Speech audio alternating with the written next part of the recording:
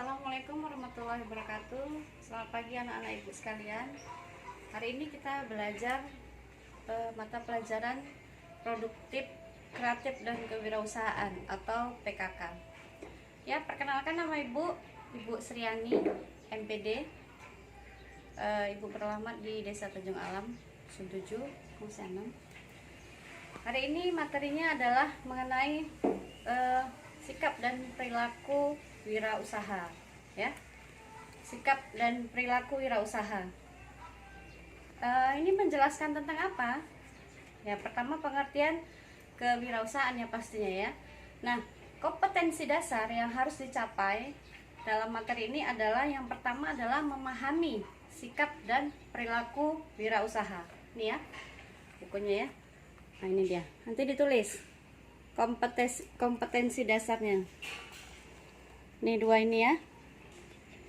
Memahami sikap dan perilaku wirausahawan ya. Yang kedua, mempresentasikan sikap dan perilaku wirausahawan. Oke. Di Indonesia ya khususnya itu banyak sekali usaha-usaha yang sudah berkembang ya. Nah, kita sebagai manusia itu kan punya kebutuhan.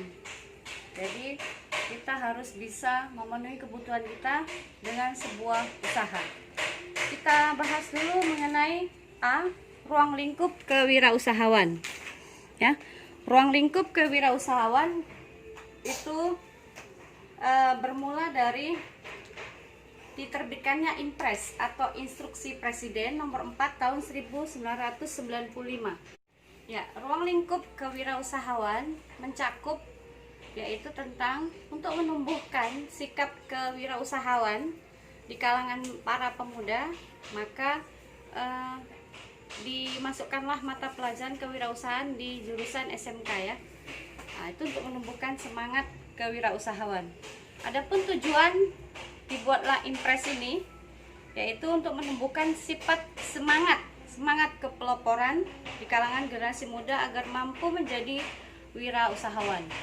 Nah, seseorang itu bisa menjadi wirausahawan kalau dia buat usaha. Contoh usahanya membuat bakso. Nah, membuat bakso caranya nanti bisa dilihat di link ibu juga ya. Atau misalnya membuat sekolah, atau membuat jadi YouTuber, atau bisa membuat toko, atau bisa juga usaha yang lain, kerajinan dijual mendapatkan hasil, itu adalah sebuah usaha. Oke, pertama kita bahas dulu definisi wirausahawan, definisi kewirausahawan ya. Coba dilihat. Oke, yang pertama adalah materinya sikap dan perilaku wirausaha. Ruang lingkup kewirausahaan. Untuk memasyarakatkan dan membangkitkan semangat kewirausahaan di Indonesia, pemerintah mengeluarkan Impres atau Instruksi Presiden, yaitu isinya untuk menumbuhkan semangat kepeloporan di kalangan generasi muda agar mampu menjadi wirausahawan. Definisi kewirausahaan. Kewirausahaan berasal dari istilah entrepreneur, ditulis pertama kali oleh Sapari tahun 1723 dalam bukunya Kamus Dagang. Kata entrepreneur adalah orang yang membeli barang dengan harga pasti meskipun orang itu belum mengetahui harga barang atau guna barang itu akan dijual. Oke, selanjutnya beberapa definisi menurut ahli. Definisi kewirausahaan menurut ahli. Dalam lampiran Impres Instruksi Presiden nomor 4 tahun 1995, kewirausahaan adalah mental dan sikap jiwa yang selalu aktif berusaha meningkatkan hasil karyanya dalam arti meningkatkan penghasilan. Yang kedua, kewirausahaan adalah suatu proses seseorang guna mengejar peluang-peluang untuk memenuhi kebutuhan dan keinginan melalui inovasi tanpa memperhatikan sumber daya yang mereka kendalikan. Oke. Selanjutnya yang nomor 3, kewirausahaan adalah proses dinamis. Dinamis itu berubah terus ya, tidak statis. Lawannya statis, dinamis. Kalau statis itu dia tetap tidak bergerak. Jadi kalau proses dinamis berarti dia berubah terus, berlanjut terus ya, maju ke depan gitu ya, maksudnya dinamis, berubah menuju kemajuan gitu, untuk menciptakan tambahan kemakmuran. Apa arti kemakmuran? Berarti dia sudah jaya, sudah punya kebutuhannya sudah terpenuhi gitu ya, kemakmuran.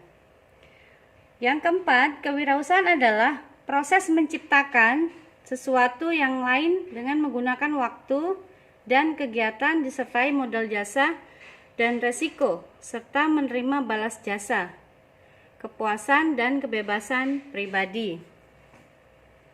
Oke, sekarang kita masuk ke pengertian kewirausahaan menurut Gerakan Nasional Memasyarakatkan dan Membudayakan Kewirausahaan atau GNMK. Ya. Kewirausahaan adalah semangat, ya, semangat, spirit, energi, gitu ya. Semangat artinya sikap, perilaku, dan kemampuan seseorang dalam menangani usaha atau kegiatan yang mengarah pada upaya, cara kerja, teknologi, ya, dan produk baru dengan meningkatkan efisiensi. Apa arti efisiensi? Itu menggunakan waktu sehemat-hematnya. Kalau efektif, berhasil guna. Waktu yang digunakan berhasil dia memperoleh hasil, memperoleh tujuan, memperoleh keuntungan. Itu maksud efektif. Kalau efisiensi, menghemat waktu. Waktu yang digunakan lebih hemat, lebih singkat birokrasinya gitu.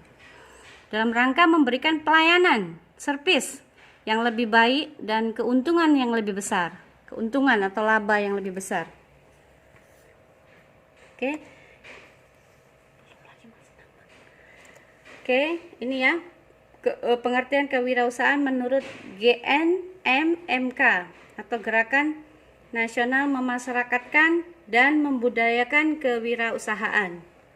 Kewirausahaan itu adalah semangat, sikap, perilaku, dan kemampuan seseorang dalam menangani usaha, dalam mengelola sebuah usaha, atau kegiatan yang mengarah pada upaya, cara kerja, teknologi yang digunakan ya, bisa manual, bisa juga teknologi canggih, menggunakan mesin-mesin.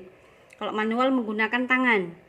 Dan produk baru dengan meningkatkan efisiensi. Ya, efisiensi itu menghemat waktu dalam rangka memberikan pelayanan yang lebih baik dan keuntungan yang lebih besar. Oke, selanjutnya tujuan kewirausahaan. Ya, tujuan kewirausahaan pertama, meningkatkan jumlah para wirausaha yang berkualitas. Nah, ini kenapa dikasih ilmu kewirausahaan? Supaya semakin banyak wirausaha atau pengusaha-pengusaha yang berkualitas. Tidak hanya wirausaha yang tidak berkualitas, maksudnya gitu ya. Atau lebih banyak jumlah wirausaha yang muncul, yang berkompetensi gitu, berkualitas. Baru B, mewujudkan kemampuan dan kemantapan para wirausaha untuk menghasilkan kemajuan dan kesejahteraan masyarakat. C, membudayakan semangat, sikap, perilaku, dan kemampuan kewirausahaan di kalangan pelajar dan masyarakat yang mampu, handal, dan unggul. D, menumbuh kembangkan kesadaran dan orientasi kewirausahaan yang tangguh dan kuat terhadap para siswa dan masyarakat. Gitu ya. Jelas anak-anak tujuan kewirausahaan? Warnanya gelap nggak ini? Nah, oke ya. Ya, tujuan kewirausahaan. Nanti ditulis ya. Ya, demikianlah materi kita hari ini mengenai sikap dan perilaku wirausahawan.